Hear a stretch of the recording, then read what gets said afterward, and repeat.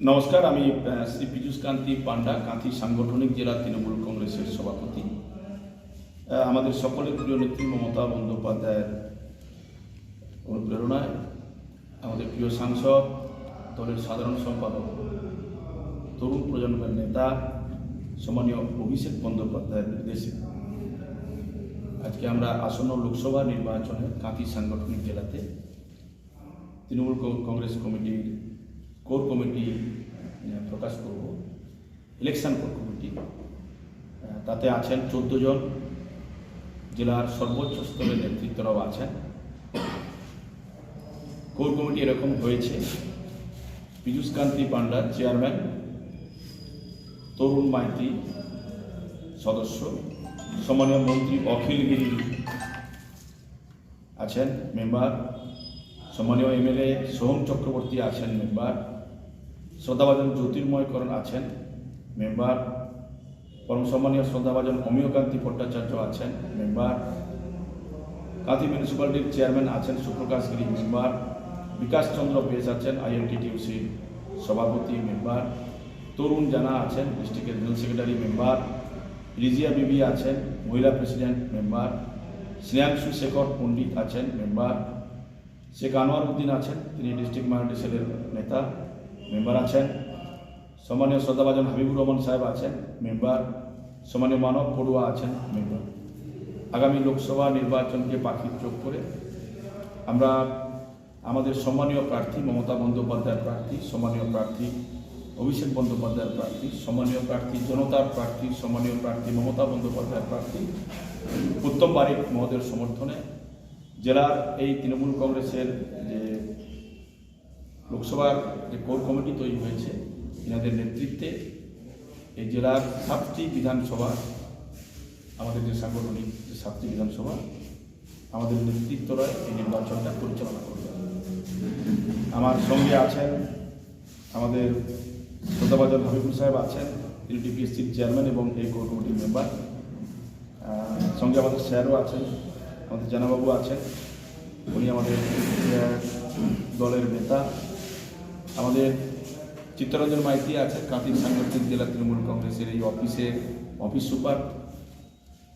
আমরা মমতার প্রার্থী, জনতার প্রার্থী উত্তম বারিক মহোদয়কে বিপুল ভোটে তো জয়ী করবেন মানুষ। আমরা সংগঠিতভাবে তৃণমূল কংগ্রেসকে জয়ী করার জন্য, মমতা বন্দ্যোপাধ্যায়ের হাতকে শক্তিশালী করার জন্য লড়াই করব। এবার যদি কিছু বলার জিজ্ঞেস করার থাকে আপনারা জিজ্ঞেস করুন। তার বিরুদ্ধে আজকে আপনাদের লড়াই কেমন হয়েছে? আমাদের এখানে কোনো ব্যক্তির বিরুদ্ধে লড়াই না, আমরা ভারতীয় জনতা পার্টির বিরুদ্ধে লড়াই করছি।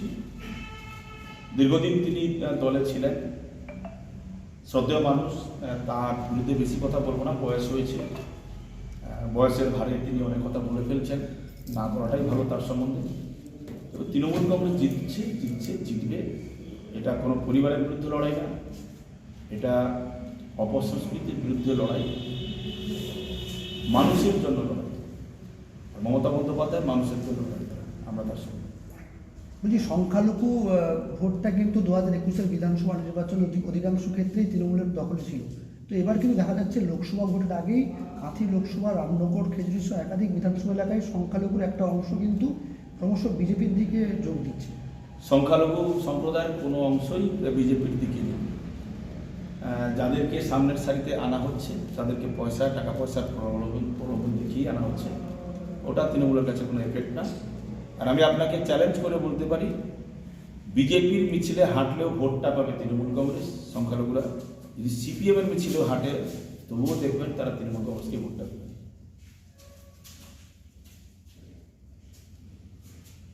দেখা গেছে বহু মানুষ ঘর ছাড়া রয়েছে, বিশেষ করে পটাশপুর, ভগবানপুর, খেজুরি এলাকায়। তাদেরকে কি ফেরানোর ক্ষেত্রে কোনো দলীয়ভাবে বা প্রশাসনিকভাবে ব্যবস্থা গ্রহণ করেছে? পটাশপুর বিধানসভা ক্ষেত্রে তৃণমূল, বিজেপি, সিপিএম যে যাই দল করুক না কেন, কোনো পরিবার আজকের দিনে বাইরে নেই। ভগবানপুর বিধানসভা ক্ষেত্রে বিজেপির অত্যাচারে জুখিয়া অঞ্চলে একতারপুর গ্রামের 14টি পরিবার এখনো পর্যন্ত তৃণমূল কংগ্রেসের বাইরে আছেন। আর খেজুরিতে সন্ত্রাসের বাতাবরণ কারা তৈরি করেছিল আপনারা সকলেই জানেন। এখনও প্রায় 20টি পরিবার তৃণমূল কংগ্রেসের তারা বাইরে আছেন। আমরা পুলিশ প্রশাসনকে সব জানিয়েছি।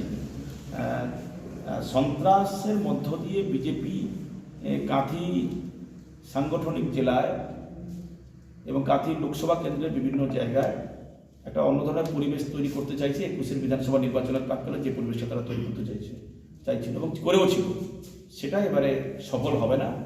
তার কারণ মানুষ বুঝতে পেরেছেন কার সঙ্গে থাকলে তাদের লাভ। তো মানুষ মমতা বন্দ্যোপাধ্যায়ের সঙ্গে আছেন, মানুষ জোড়াফুলের সঙ্গে আছেন, মানুষ তৃণমূল কংগ্রেসের সঙ্গে আছেন, মানুষ অভিষেক বন্দ্যোপাধ্যায়ের সঙ্গে আছেন। তারা কোনো রকম প্ররোচনায় পা দেবে না। তারা মমতার সঙ্গে আছেন, মমতার সঙ্গে থাকেন জনতা, জনতার সঙ্গে আছেন মমতা। বলছি রাজ্যের অংশ প্রত্যক্ষ এবং পরোক্ষভাবে তৃণমূল কংগ্রেসকে মদত দিচ্ছে। তো এবারে কিন্তু নির্বাচন কমিশন অলরেডি ভোট ঘোষণা করে দিয়েছেন। এবারে আমি দেখা যাচ্ছে যে কয়েকদিন আগে রাজ্য পুলিশের ডিজিকে কিন্তু অপসারণ করেছে নির্বাচন কমিশন। সেক্ষেত্রে জেলা পুলিশের এবং পুলিশ প্রশাসনের একটা অংশকে কিন্তু ক্রমশ নির্বাচন কমিশনের কাছে কিন্তু শুভেন্দু অধিকারী নালিশ করবেন। তো সে বিষয়ে প্রতিক্রিয়া। শুভেন্দু অধিকারী রাজনৈতিক নেতা বলে তো আমার মনে হয় না, বড় গুন্ডা। মানুষ যখন পক্ষে থাকে না, বিকাউ জজদের নিয়ে তিনি তৃণমূলকে ব্যতিব্যস্ত করার চেষ্টা করেন, বিড়ম্বনা করার চেষ্টা করেন। একজন বিকাউ জজ তিনি আজকে বিজেপির নেতা হয়েছেন, আপনারা সকলেই জানেন। পশ্চিমবাংলার লক্ষ লক্ষ যুবকের ভবিষ্যৎকে অন্ধকারে ফেলে দিয়েছেন। এটা নিয়ে বেশি বলবো না। তো শুভেন্দুবাবু কি বলছেন না বলছেন আপনারাই বেশি করে জানুন। আমি এটুকুনি বলি, মানুষ আমাদের সঙ্গে আছে। প্রত্যেকটা মানুষের পেছনে একটা করে সিআরপিএফ দিয়ে ভোট করাক না। 7 দফা 8 দফা কেন 20 দফায় ভোট করাক না, তবুও 42টি আসন পশ্চিমবঙ্গে তৃণমূল কংগ্রেস পাবে। 2014 সালে করেছিল, 2016 সালে করেছিল, 2019-এ করেছে, 2021-এর বিধানসভা নির্বাচনেও তো নির্বাচন কমিশন পরোক্ষভাবে ভারতীয় জনতা পার্টিকে সমর্থন করেছিল। পেরেছে কি? অনেক কোম্পানির সিআরপিএফ ওখানে ঘুরে বেড়াচ্ছেন, করছেন। এ দেশ সকলের, এখানে সকলে থাকবে, আসুক না। ভোটার পিছু একজন করে সিআরপিএফ, তবুও তৃণমূল কংগ্রেস জিতবে। বলছি ভোট ঘোষণা হওয়ার পরেও কি কার্যত পুলিশি সন্ত্রাস অব্যাহত? ভগবানপুর, ভূপতিনগর সহ একাধিক থানা এলাকায় বেছে বেছে বিজেপি কর্মীদের পুলিশ তুলছে এবং গ্রেপ্তার করছে, অভিযোগ বিজেপি। দুষ্কৃতিকারীদের কোনো জাত হয়? ভারতীয় জঞ্জাল পার্টি, ওই পার্টিতে দুষ্কৃতিকারীরা শেল্টার পেয়েছে। গ্রামে মারামারি করলে মানুষ যদি অভিযোগ করে, পুলিশ যদি ব্যবস্থা নেয়, তখন পুলিশের দোষ হয়ে গেল। তা পুলিশ তো পুলিশের কাজ করবে, এটাই তো স্বাভাবিক। পুলিশ নিরপেক্ষ। মমতা বন্দ্যোপাধ্যায়ের শাসনকালে পশ্চিমবঙ্গ পুলিশ নিরপেক্ষ।